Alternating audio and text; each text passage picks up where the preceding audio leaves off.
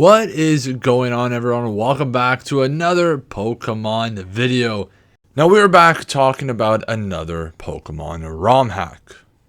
And remember, near the end of the video, I will be playing the ROM hack itself and giving my own personal thoughts. So first we talk about what the game is all about, what it has to offer, and then I give my own personal opinion on it. So stay tuned for that. But today we are talking about Pokemon Ambrosia version. A Pokemon ROM hack that is based off Pokemon Crystal, but with a twist. But before we dive into all of that, guys, make sure to hit that subscribe button down below, like this video for more Pokemon videos like this, and join the Discord to stay updated with everything on my channels. With that all out of the way, let's get into it.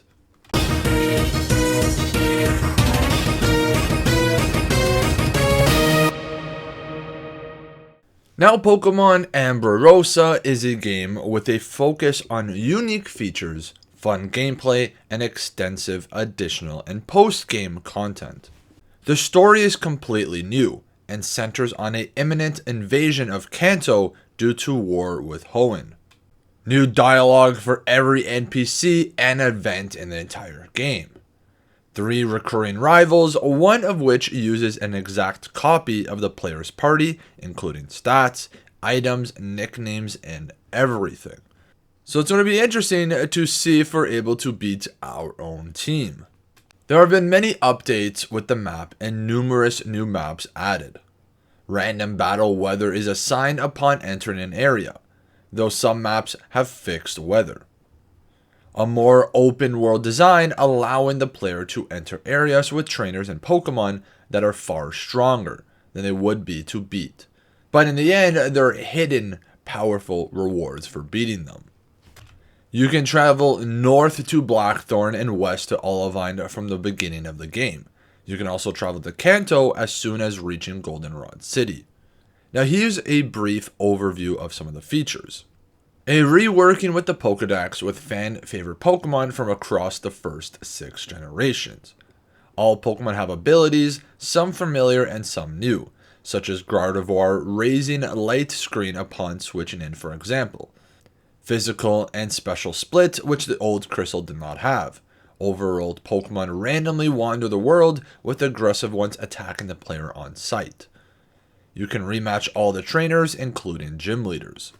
Extensively updated battle AI, open world design balanced by 2 level caps, one for trained Pokemon and another for catching wild Pokemon. A new story centered on an imminent war between Kanto and Hoenn, with Johto caught in between. Almost every line of text in the new game is new. 3 recurring rivals, with one always using an exact copy of the player's team, including nickname, items, and shinies. Updating the new maps with random battle weathers that changes between areas. Significant quality of life updates, like fully reusable TMs, early XP shares also available, sprint shoes indoors, rememberable key items that acts as a portable free move learner, portable PC that can also instantly heal your party like a portable Pokemon Center. HMs can be used if a learnable Pokemon is actually needed to be known. Infinitely reusable escape ropes, infinite repels, and late game item allowing players to instantly warp to important locations. Competitive items such as Choice Band and Specs, Life Orb, and etc. are in the game. New Vitamin Ambrosia maxes all stats and happiness with a single use.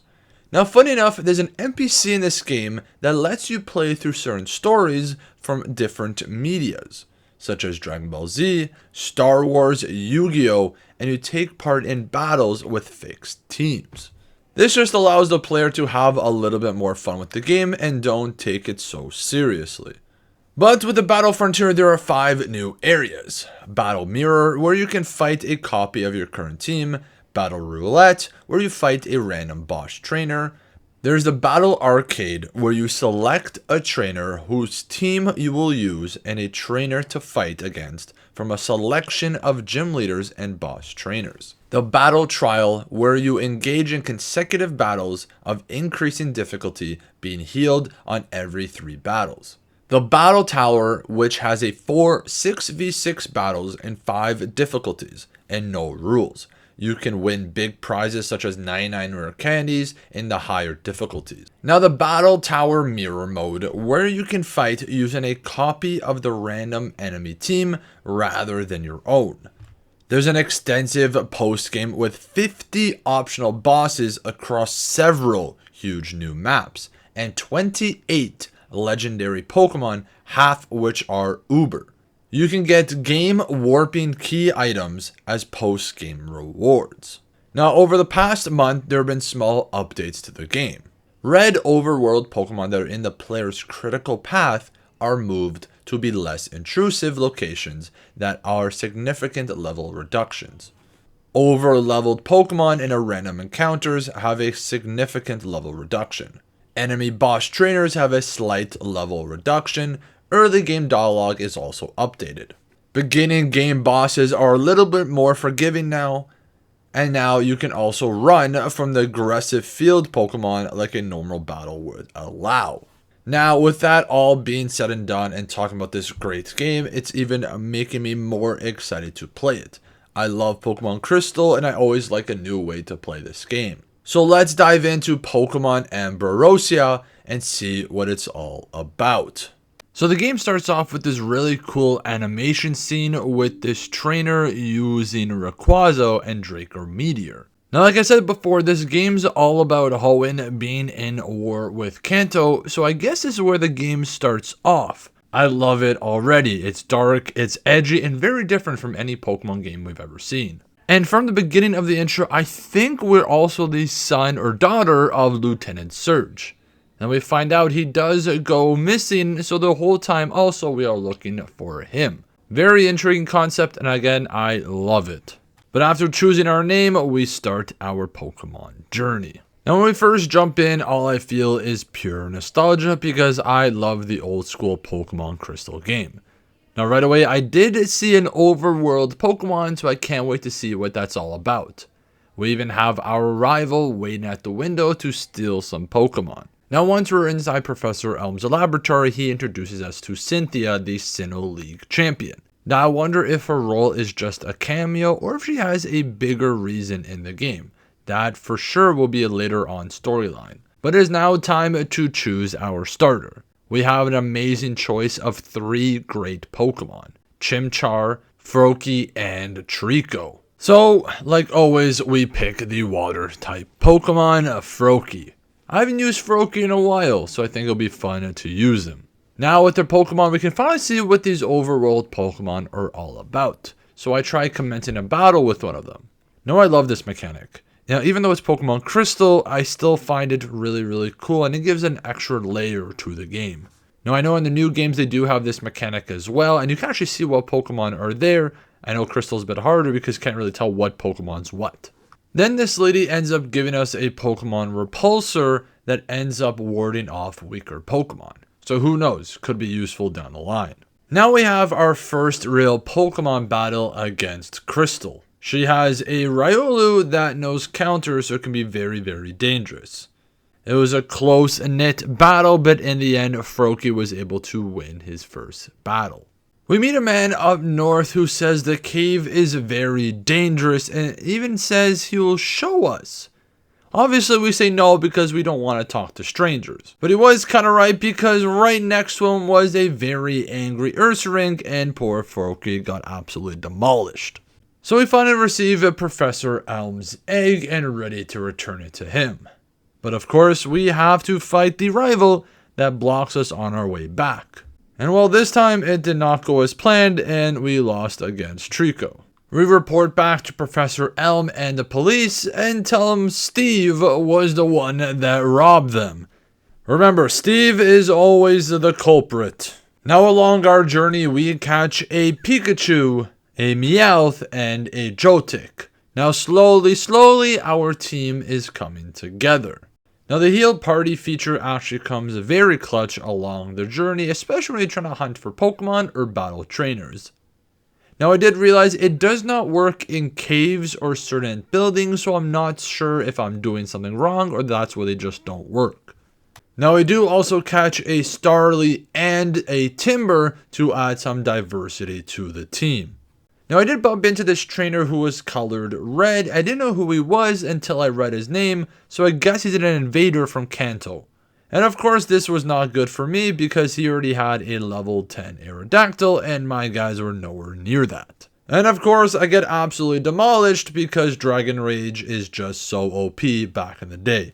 Now I made my way to Violet City by avoiding that Aerodactyl trainer. Our team looks semi-ready for the gym, so let's test our luck out.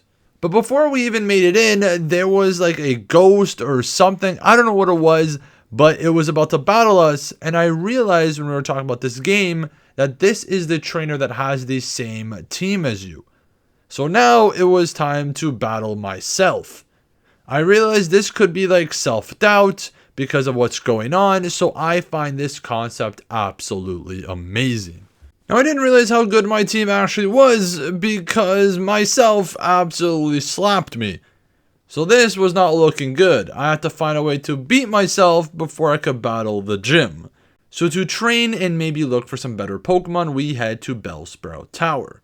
And there we actually find a Ghastly and add him to the team.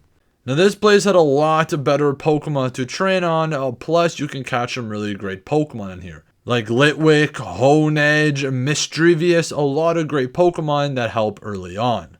But we make our way to the top where the head monk is waiting to battle us. And well, our battle streak is not going well because his Espeon absolutely demolished us. So I tried my luck again on the mirror battle. And this time around I actually did win. And in the process, Starly evolved into Staravia. So this team is building into something better. And well, here we go, the test we wanted against the first gym leader, Faulkner. Now he only has 2 Pokemon, so how hard can it be? Well, I underestimated him and we lost again. Man, this game can actually get very hard if you're not good. So I decided I had to level up a couple of guys before we battle the gym again. I got Froakie to evolve into Frogadier. And we also did the little puzzle there at the Ruins of Alph. Now after all that training and evolving Froakie, it's now time to battle Faulkner once again.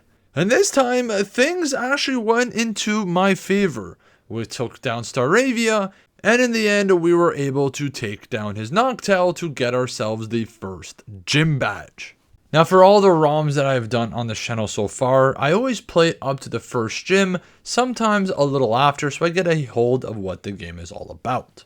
Now this game does such a great job of revamping Pokemon Crystal into its own thing. Right off the bat with the whole Kanto vs Hoenn debacle, the Rayquaza Draco Meteor, and knowing that your dad has gone missing adds such a different level to this game that didn't already have. Now, even though it doesn't have all the generations of Pokemon, I think having generations 1 to 6 adds a lot of Pokemon in this game. Not only that, I feel like generation 1 to 6 tend to be people's favorite generations, so we're not missing that much. This game does such a great job making you invested into the lore of the game.